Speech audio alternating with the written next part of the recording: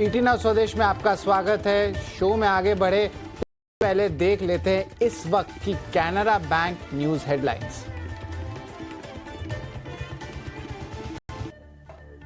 बाजार में उतार चढ़ाव के साथ कारोबार, निफ्टी 24,800 के पास सपाट, तो निफ्टी बैंक करीब 200 अंक गिरकर 55,650 लेवल्स के पास।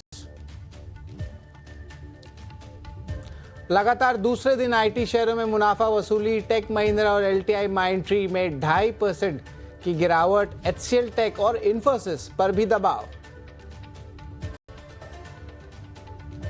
ग्लोबल संकेतों से मेटल शेयरों पर भी दबाव, हिंदुस्तान जिंक और हिंदुस्तान कॉपर 2 से 2.5% कमजोर।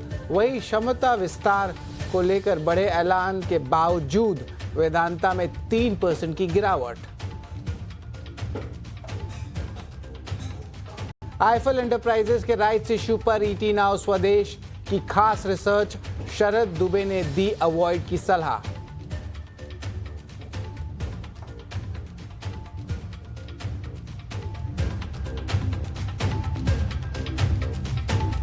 नमस्कार, स्वागत है आपका ईटी नाउ स्वदेश में। मैं हूं शरद दुबे और आप देख रहे हैं हमारी खास पेशकश एफएनओ जंक्शन। शो के बारे में हम बता देते कि वायदे बाजार के शेयर रहने वाले हैं और कहां पे इंपॉर्टेंट इंडेक्स स्ट्रैटेजीज, कहां पे लॉन्ग हो रहे हैं, कहां पे शॉर्ट हो रहे हैं और हमारे इंपॉर्टेंट टेक्निकल गेस्ट के कॉल्स, ये सब हम लेके आएंगे। और इसके अलावा जो है हमारे रिसर्च टीम से पुलकित भी रहेंगे, जहां पे क्या पोजिशनिंग बन रही है शुरुआती ट्रेड से अभी तक, उसके बारे में भी बताएंगे। लेकिन चलिए एक जो है मार्केट चेक ले लेते हैं कि किस तरह मार्केट में मोमेंटम आ रहा है। लेकिन उसके पहले ऑफकोर्स रिपोर्ट कार्ड ले लेते हैं, उस पर एक बार नजर डालते हैं।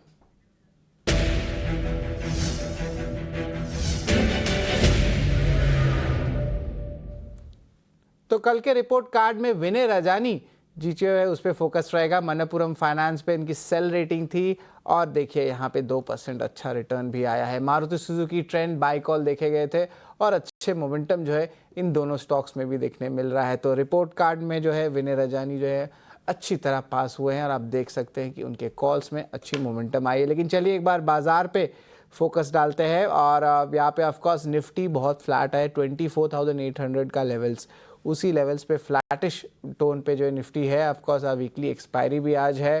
डायरेक्टर साहब निफ्टी के फ्यूचर्स के बारे में भी बताएं कि किस तरह ओपन इंटरेस्ट प्ले आउट हो रहा है। फ्रेश लॉन्ग्स थोड़े देखने मिल रहे हैं। इंटरेस्टिंगली 1 करोड़ से ज़्यादा का ओपन इंटरेस्ट कॉन्ट्रैक्ट्स का बना हुआ है। निफ्टी बैंक पे भी एक बार नज़र डालते हैं। निफ्टी बैंक में थोड़ी सी करेक्शन ज़रूर हुई है, बट बहुत एक छोटा सा रेंज पे जो है निफ्टी बैंक भी आया हुआ है। लॉन्ग अनवाइंडिंग की पोजीशन आ रही है। लगभग 18,000 कॉन्ट्रैक्ट्स जो है आपको स्क्रीन पे देखने मिल रहा है। प्रीमियम देखें तो लगभग 90 पॉइंट्स पे है। एक बार एडवांस डिक्लाइन रेशियो की चार्ट भी लाते हैं डायरेक्टर साहब की, किस तरह ब्रॉडर इंडेसेस पार्टिसिपेट कर रहे हैं अभी बाजार में। अब देखेंगे तो नेट वायदे बाजार में डिक्लाइंस ज़्यादा बढ़ गए हैं और एनएससी देखिए, बीएससी देखिए तो रेशियो भी जो है आप कह सकते हैं 1:4 या 2:3 का ओवरऑल देखने मिला है। यानी कि बेज हावी हो रहे ओवरऑल मार्केट्स में भी। इंडिया विक्स की बात करें अभी कंफर्टेबल लेवल्स में, इतना कुछ चिंता का बात है नहीं। अभी करंटली 14 के नीचे आ गया है, तो ये एक आप कह सकते हैं कि एक्सपायरी के दिन वॉलेटिलिटी जो है रिड्यूस्ड ही है, उतना भी नहीं बढ़ा है, तो कंट्रोल फैक्टर्स में है। ब्रॉडर इंडेसेस में निफ्टी मिड कैप यहाँ पे ज़्यादा पिटाई हो रही है, मिड कैप स्टॉक्स को लाई है। Nifty mid cap 100, Nifty small cap 100 index, दोनों में देखें तो 1% से ज़्यादा की गिरावट आई है। तो ऑफकोर्स सेक्टर स्पेसिफिक भी जो है क्या मूवमेंट्स आ रही है उस पर भी हमारी नज़र रहेगी। लेकिन चलिए वायदे बाजार में जो है मार्केट का रुख तो ऑफकोर्स बेरिश साइड हो चुका है। लेकिन हमारे साथ जुड़ रहे हैं आज के जो हमारे खास गेस्ट हैं कोटक सिक्योरिटीज से सहज गुड आफ्टरनून। दिन देखा जाए तो ऑफकोर्स गिरावट शुरू हो गई है। ऑफकोर्स वॉलेटिलिटी तो रहती है लेकिन कंटिन्यूस दिख रहा है। ब्रॉडर इंडेसेस में मेरी नज़र ज़्यादा जा रही है। ऑफकोर्स निफ्टी बैंक एक रेंज बाउंड मूवमेंट आ रहा है पिछले 28 से 30 सेशंस में, लेकिन ब्रॉडर इंडेसेस में कट डीप्स आ रहे हैं। लेकिन आप निफ्टी बैंक का ही स्ट्रेटेजी अभी क्या रहेगा सर, ये बताएं। जी गुड आफ्टरनून शरद जी और सभी दर्शकों मेरा नमस्कार। सबसे पहले तो आई थिंक शरद जी मैं जब ट्रेड करता हूं तो मैं अक्सर ट्रेडर्स को एडवाइस करता हूँ कि एक ब्रॉडर मार्केट सेटअप भी आपके माइंड में हमेशा क्लियर रहना चाहिए। हालांकि हमारा फोकस अभी ये शो पे शॉर्ट टर्म का रहता है, बट फिर भी एक ब्रॉडर सेटअप यदि आपके माइंड में क्लियर हो तो फिर क्या होता है, you can connect the dots and have your right strategy जो आप सिलेक्ट कर सकते हैं। मेरा ये मानना है, हम बहुत ही टैक्टिकल मार्केट्स में अभी ट्रेड कर रहे हैं। ये ट्रेंडिंग मार्केट्स नहीं है, ये ट्रेडिंग मार्केट्स है जहां पे आपको मोमेंटम में प्ले करना है और उतने ही जल्दी आपको क्विट भी करना है, राइट। क्योंकि यहाँ पे न्यूज फ्लो जिस हिसाब से आ रही है और मार्केट का इनहेरेंट जो टेक्निकल स्ट्रक्चर भी है वो भी थोड़ा सा कॉम्प्लेक्स है। जैसे आज की मैं आपको बात बताता हूँ, स्मॉल कैप और मिड कैप में आपकी सेलिंग दिख रही है, जबकि निफ्टी में यदि मैं ऑप्शंस के पर्सपेक्टिव से बात करूं तो हमें सुबह से पुट राइटिंग दिख रही है। तो एक हिसाब से क्या हो रहा है कि ब्रॉडर मार्केट में सेलिंग प्रेशर आ रहा है, और यहाँ पे निफ्टी में अगर आप देखेंगे 24,700 24,800 के आज की एक्सपायरी के पुट ऑप्शंस में बहुत ही बेहतरीन ओपन इंटरेस्ट एडिशन हुआ है। और इतने सेलिंग प्रेशर के बावजूद भी हमने अभी तक कल के निफ्टी के लो को जो 24,750 है वो लेवल ब्रेक नहीं किया है। हालांकि रुझान नेगेटिव साइड का है, पर मुझे लग रहा है एकदम कंसोलिडेशन वाला स्लो एंड स्टेडी टाइप का मार्केट है। और रिस्क पर्सपेक्टिव से एकदम यदि शॉर्ट टर्म से सोचना हो तो मुझे लग रहा है कि 24,750 आज के लिए काफी क्रिटिकल है। यदि कोई भी कारण सर वो लेवल टूटता है तो I think selling pressure increase हो सकता है। अदरवाइज ब्रॉडली आज के दिन में तो थोड़ा साइडवेज ही रहेगा। और आगे चल के यदि एक दो दिन की मैं बात करूं तो ये पुट राइटिंग मुझे सजेस्ट कर रहा है कि कहीं ना कहीं 24,700 और 24,800 का जो जोन है वो अगर मार्केट सस्टेन करता है तो एक बाउंस बैक की तरफ भी हम जा सकते हैं। तो ट्रेडिंग का ध्यान रखते हुए इंट्राडे में साइडवेज और शॉर्ट टर्म के लिए टुवर्ड्स द क्लोजिंग हम डेटा देखेंगे। यदि पुट राइटिंग बरकरार रही तो शायद हम एक पॉजिटिव बेट भी लेने से हिचकिचाएंगे नहीं। तो ये हमारा निफ्टी के लिए शॉर्ट टर्म व्यू फिलहाल बना हुआ है। अब सहज जी कुछ टारगेट प्राइस स्टॉप लॉस रहेगा? चौबीस सो सात सौ अभी के लिए जो सेटअप है उसके हिसाब से मैं ये मान सकता हूं कि 24,700 का स्टॉप लॉस रख के आप लॉन्ग साइड पे ट्रेड कर सकते हैं। और ऊपर में क्योंकि ओपन इंटरेस्ट बिल्डअप नई सीरीज में आपको डायरेक्टली 25,000 के स्ट्राइक पे ही दिख रहा है, तो 25,000 तक भी जाने की का सेटअप रखता है बाजार। तो फिलहाल के लिए ये सेटअप आपका एक्टिवेटेड है जहां पे 24,700 का सपोर्ट है और ऊपर में 24,900 25,000 तक निफ्टी जा सकता है करंट डेटा को देख के। जी बिल्कुल। करंट डेटा पे पुट राइटिंग पे बहुत इंपॉर्टेंट बात सहज ने कही कि अगर ये कंटिन्यू होता है और 1:30 या 2 बजे तक ये जो है मोमेंटम देखने मिलता है तो ऑफ कोर्स और एक जो है ट्रेंड क्लियर सामने आती है। 24,700 का स्टॉप लॉस और आप कह सकते हैं 24,900 25,000 का टारगेट प्राइस ये आपकी स्क्रीन पे देखने मिल रहा है। तो of course consolidation range bound है, लेकिन पुट राइटिंग पे एक्शन है 24,700 24,800 पे। ऑफ कोर्स निफ्टी के तो इंपॉर्टेंट लेवल्स बता दे रहे कि हाँ, और निफ्टी बैंक में देखें तो यहाँ पे क्या आपका जो है ओवरऑल लग रहा है और इसके कुछ ऑप्शंस हैं तो बताएं। तो बैंक निफ्टी में टेक्निकली हमारा एक जून के सीरीज के लिए बहुत ही क्रिटिकल सपोर्ट लेवल बना हुआ है 54,800 का।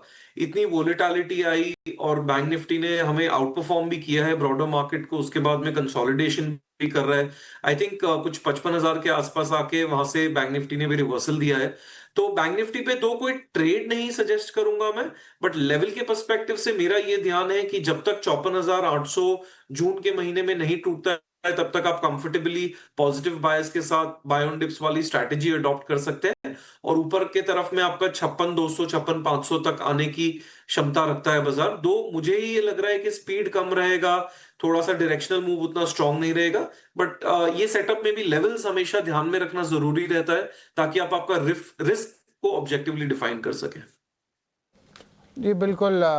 यहाँ पे जो है आप कॉज देखिए इसका निफ्टी बैंक एक बार लेवल से एक बार कंफर्म, हाँ 56,200 to 500 के बीच टारगेट प्राइस आ रहा है और स्टॉप लॉस 54,800, यही नंबर्स कंफर्म है सहज? जी जी जी जी बिल्कुल। तो स्टॉप लॉस आ गया आपके स्क्रीन पे, टारगेट प्राइस भी आ गया। अब ऑफ कोर्स अब चलते हैं एक ग्रुप ऑफ स्टॉक्स पे जहाँ पे ताज़ा खरीदारी देखने मिल रही है।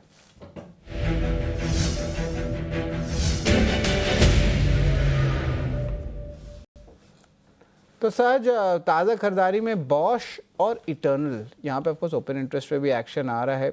इन दोनों स्टॉक्स में इटर्नल में देख रहे हैं थोड़ी सी स्ट्रेंथ आ रही है और 250 के नीचे जा ही नहीं जा रहा। पहले ये लेवल 240 हुआ करता था और मैं एक महीने से ये बता रहे 240 लेवल्स था, अब ये 250 हो गया है इंपॉर्टेंट सपोर्ट। और यहाँ पे आज अच्छी बाइंग भी देखने मिल रही है। हमको लगता है कि एक अच्छा एक रैली एक प्लेस में जा सकता है कि वही 250 260 का ही बीच में रहने वाला इटर्नल। और बॉश की भी बात कर लेते हैं तो बॉश में भी अच्छी मोमेंटम आई है, हालांकि महंगा स्टॉक है बट यहाँ पे एक मोमेंटम देखने मिल रही है कैपिटल गुड सेगमेंट में। तो बॉश इटर्नल दोनों में आपकी क्या राय रहेगी सहज?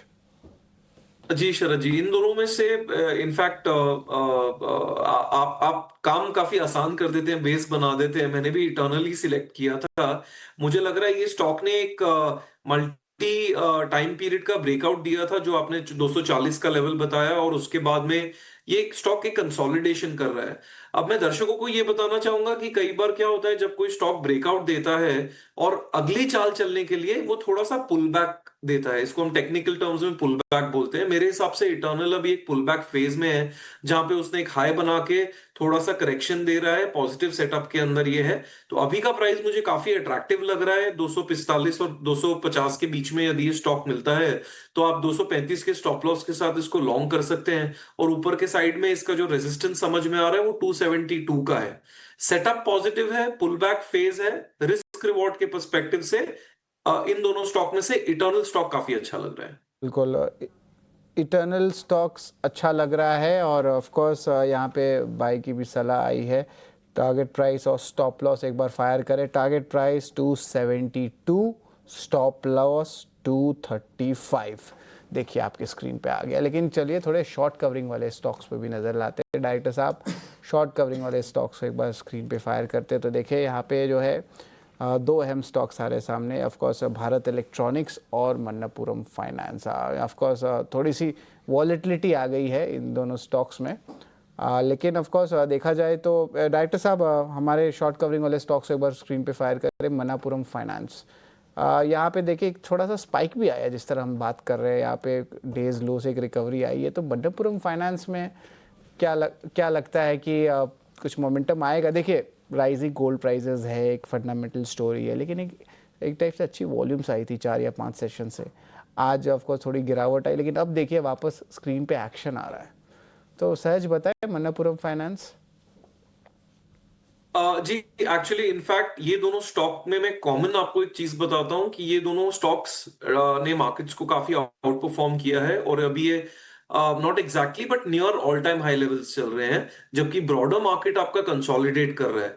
तो ऐसे सिचुएशन में जब ये स्टॉक ऑलरेडी इतना परफॉर्म कर चुके हैं और अपने ऑल टाइम हाई के आसपास ट्रेड कर रहे हैं, और मार्केट की भी परिस्थिति जैसे मैंने आपको बताया थोड़ी सी ट्रिकी चल रही है अभी, तो मैं इन दोनों स्टॉक्स को थोड़ा सा हाई रिस्क जोन में डालना चाहूंगा।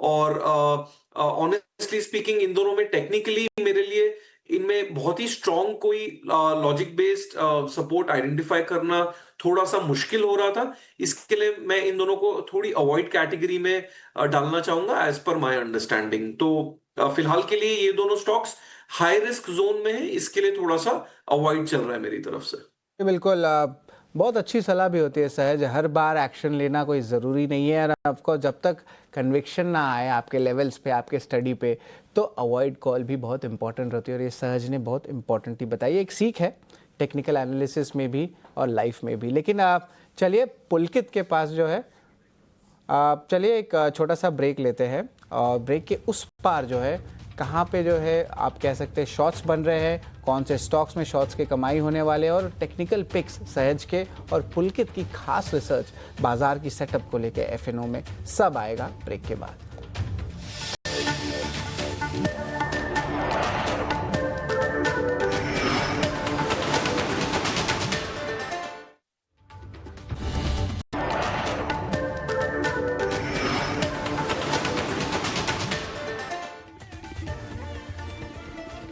स्वागत है आपका एफएनओ जंक्शन में। और अब देखें तो बाजार अभी भी फ्लैटिश है, और ऑफ कोर्स एक्सपायरी का दिन है, लेकिन इंटरेस्टिंगली विक्स जो है लोअर लेवल्स पे है। सेटअप बाजार का अभी भी जो है क्लियर ट्रेंड नहीं समझ में आ रहा है, बट इसको थोड़ा डिकोड करते हैं। और इसको डिकोड करने के लिए प्रोफेसर लेवल एजुकेशन जो बोलता है, जो मैं भी मानता हूँ बहुत अच्छा स्टडी आता है, यह है पुलकित का। ये हमारे रिसर्च टीम के हैं, एफएनओ में इन्वेस्टिगेटिव स्टोरीज में अच्छी जो है पकड़ है इनकी। पुलकित गुड आफ्टरनून। क्या लग रहा है अभी बाजार का, क्या सेटअप है, सुबह से अभी तक क्या चेंजेस आए? पीसीआर का रेशियो का एनालिसिस बहुत सही होता है आपका, ज़रा बताएं। जी शरद जी, जैसा कि आपने कहा कि मार्केट एक कंसोलिडेशन है, ठंडा है, कुछ ज़्यादा मूव नहीं कर रहा है। डेटा भी लगभग वैसा ही बता रहा है। इंडिया विक्स 14 पे आके कंफर्टेबल है, कोई बहुत ज़्यादा मूव नहीं कर रहा है। निफ्टी की बात की जाए तो निफ्टी का जो पीसीआर है वो 0.95 है, कंफर्टेबल रेंज है, लेकिन सुबह 0.62 था। लेकिन दोनों से कुछ घबराने की ज़रूरत नहीं है, दोनों रेंज में ही हैं और अच्छे हैं। मोस्ट एक्टिव कॉल की बात की जाए तो 24,850 और हाईएस्ट कॉल ओपन इंटरेस्ट की बात की जाए तो 24,850 और 24,900 इन दोनों के ऊपर है। अब चूंकि यहाँ पे कॉन्ट्रैक्ट्स ज़्यादा बढ़ रहे हैं जस्ट क्योंकि आज वीकली एक्सपायरी है। वहीं अगर मैं मोस्ट एक्टिव पुट की बात करूं 24,800 पे काफ़ी लंबा और तगड़ा ओपन इंटरेस्ट खुला हुआ है, और हाईएस्ट पुट ओपन इंटरेस्ट की बात की जाए तो वो भी 24,800 के ऊपर ही आ चुका है। बैंक निफ्टी की भी बात कर लेते हैं। हालांकि दर्शकों को ज्ञात करा दें, आज इसकी एक्सपायरी नहीं है, ये क्योंकि अब सिर्फ मंथली एक्सपायरी होती है। तो पीसीआर जो है वो करीब 0.69 है, और जब हमने सुबह बात की थी तो ये करीब 0.73 था। हाईएस्ट कॉल और पुट के ओपन इंटरेस्ट की बात की जाए अगर बैंक निफ्टी में तो वही 56,000 के ऊपर बना हुआ है, कोई बदलाव नहीं आया और लास्ट कई दिनों से वो वही चल रहा है। F&O स्टॉक्स के एडवांस डिक्लाइन की बात कर ली जाए तो एडवांस करीब सिर्फ 45 है और डिक्लाइन करीब 180 है। तो लेकिन मार्केट फिर भी स्टेबल है, तो घबराने की जरूरत नहीं है। अगर हम बिल्डअप की थोड़ी सी बात कर लें तो जो लॉन्ग बिल्डअप है वो कुछ स्टॉक्स में बना हुआ है। मैं आपके लिए नाम पढ़ देता हूं। इटर्नल मतलब वही अपना Zomato, Jubilant foods, AU bank, M&M and Apollo hospital, ये कुछ स्टॉक्स थे जिसमें लॉन्ग बिल्डअप बना हुआ है। बाकी अगर हम निफ्टी के चार्ट को देखें तो वही जो हम विश्लेषण पिछले 3 से 4 दिनों से कर रहे हैं, एक रेंज में फंसा हुआ है 25,050 और 24,400 की जो रेंज है। और अब करीब अगर देखा जाए तो 25 से 26 सेशन हो चुके हैं, तो अब जिस तरफ भी ये तोड़ेगा उस तरफ एक बड़ा मूव देगा। तो शरद जी, ये था F&O और चार्ट के ऊपर विश्लेषण। बाकी हम लोग 2-2:30 बजे के आसपास एक बार और देख लेंगे कि क्या मार्केट में सेटअप बन रहा है, क्योंकि एक्सपायरी के एंड में कई बार एक बड़ा मूव आ जाता है। एक बड़ा मूव एक्सपायरी का, फिर 1:30 बजे ग्लोबल मार्केट्स भी खुलेंगे तो क्या डेवलपमेंट्स आता है। इसराइल का एक बहुत इंटरेस्टिंग बात बताओ, इसराइल का एक्सचेंज लाइफ टाइम हाई पे है। मैं चेक कर रहा हूँ, वॉर चले जा रहा है पर लाइफ टाइम हाई पे, तो वही समझ में नहीं आ रहा वॉलेटिलिटी कहाँ है, हमारे मार्केट्स में कि उनके मार्केट्स में। तो ये सवाल ज़रूर रहेगा। लेकिन वापस चलते हैं, ताज़ा बिकवाली वाले शेयर्स पे एक बार फोकस करते हैं।